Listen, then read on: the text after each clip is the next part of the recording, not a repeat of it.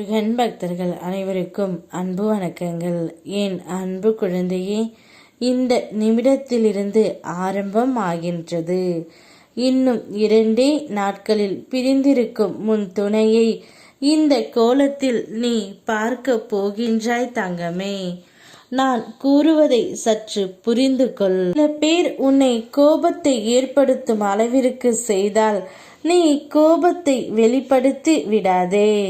அவர்கள் உன்னை வேறு விதமாக மாற்ற துடிக்கிறார்கள் என்பதை நீ புரிந்து கொள்ள வேண்டும். உன் இயல்பை மட்டும் இழந்து விடாதே தங்கமே. உன் பலவீனம் கோபம் என்றால் அதை வைத்து உன்னை பழி வாங்குகின்றார்கள். நீ உன் பலவீனத்தை வலிமையாக மாற்ற வேண்டும். புத்திசாலியாக இருக்க வேண்டும்.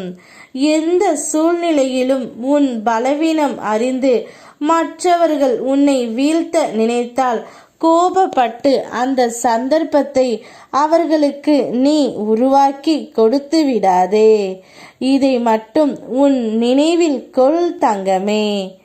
இப்பொழுது இன்னும் 2 நாட்களில் உன்னுடைய துணையை நீ இந்த கோலத்தில் பார்க்க போகின்றாய்.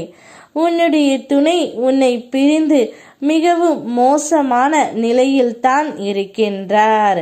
சரியாக சாப்பிடாமலும் சரியாக உறக்கம் இல்லாமலும் ஏதோ ஒரு மன நோயாளி போல் உன்னுடைய துணை இப்பொழுது காணப்படுகின்றார் தங்கமே. அவரை எப்படியாவது மீட்டு எடுத்து விட்டு வா.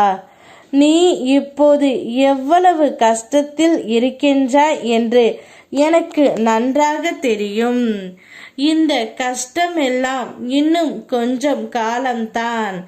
என்னை நம்பு தங்கமே. யார் உனக்கு கஷ்டத்தை கொடுத்தாலும் உனக்கு துணையாக நான் எப்போதும் இருப்பேன். உன் வாழ்க்கையில் நீ நிறைய சிக்கல்களை பார்த்துவிட்டுத்தான் வந்திருக்கின்றாய். இப்போது உன்னுடைய துணையால் உனக்கு சிக்கல் வந்திருக்கின்றது. இதை இப்பொழுது நீதான் சரி செய்ய வேண்டும் தங்கமே. எந்த சூழ்நிலையிலும் உனக்கு துணை நீ மட்டும் என்று எண்ணிவிடாதே. என்னையும் சேர்த்துக்கொள். இப்போது உன் துணை மன நோயாளியான கோலத்தில்தான் காணப்படுகின்றார். உன்னுடைய விதியை நான் மாற்றி எழுதுகின்றேன். உன் துணைக்கு போய் உதவி செய் தங்கமே. அவர் மனதை மாற்று. நிச்சயம் நீங்கள் பிரிந்து இருப்பது நிலைத்து இருக்காது. கூடிய விரைவில் உங்கள் இருவரையும் நான் சேர்த்து வைக்கின்றேன். சந்தோஷமாக இரு. இப்படியே வாழ்க்கை போய்விடுமா என்று எண்ணிக்கொள்ளாதே. உன் வாழ்க்கையை மாற்றும் சக்தி என்னிடத்தில் உள்ளது. நான் மாற்றி தருகின்றேன். யாம் இருக்க பயமேன். ஓம் முருகா.